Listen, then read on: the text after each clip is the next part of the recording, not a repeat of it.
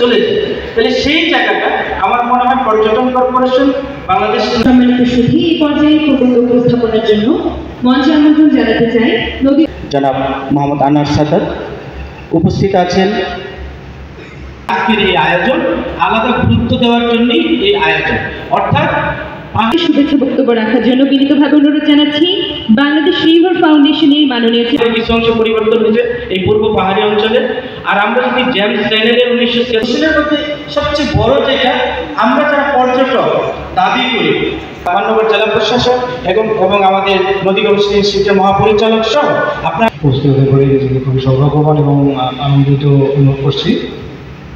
নদীগুলোকে চিহ্নিত করা, নদীগুলোকে শেষ ঝর্ণার সাথে যে যুক্ত আছে তাদের সম্পর্ক, সেই সম্পর্কটাকে টিকিয়ে রাখা, পাশাপাশি বনজ যে অঞ্চল আছে, বনজ যে গাছপালা আছে সেগুলোর জন্য পরিবেশ রক্ষাকারী গাছপালাগুলো আমার কথাগুলো অঞ্চলের যে নদীগুলো আছে এই নদীগুলো খুবই গুরুত্বপূর্ণ।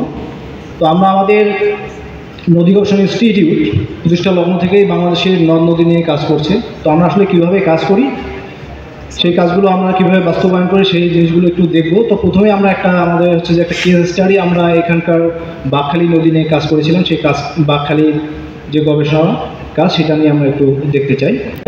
আর সেই সংস্থাটি আজকে আমাদের সামনে আছেন এবং এই আয়োজনের সাথে যুক্ত আছেন। নিশ্চয়ই আমরা খুবই সৌভাগ্যবান এবং আমরা আশা করতে পারি সামনের নদীগুলো রক্ষা পাবে। সেনাবাহিনীরও বেশ একটা সুদৃঢ় অবস্থা আছে। আমরা যেরকম আঞ্চলিক পরিষদের সাথে কথা বলবো, সেনাবাহিনীর সাথেও আমাদের কথা বলতে হবে যে এলাকায় সেনা থাকে সে এলাকায় অবৈধভাবে পাথর লুট কেমন করে হয়।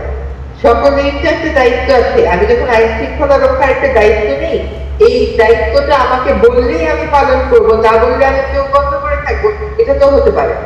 আর এই সেগুন গাছের কালচার থেকে সরিয়ে আনা, জীববৈচিত্র্য রক্ষা করা, একটা গাছের সাথে একটা ঝর্ণার সাথে যে একটা নদীর সম্পর্ক আছে।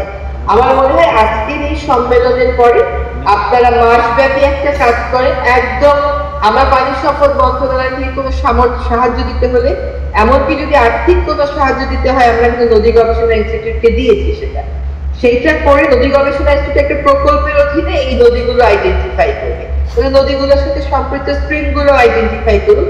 সেখানে কি করতে হবে, থাকুক সেনাবাহিনী, থাকুক আঞ্চলিক পরিষদ, এটা আমাদের দেশের সম্পদ। আমরা সকলে মিলে এই কাজটা করি, শুরু করবো ইনশাআল্লাহ।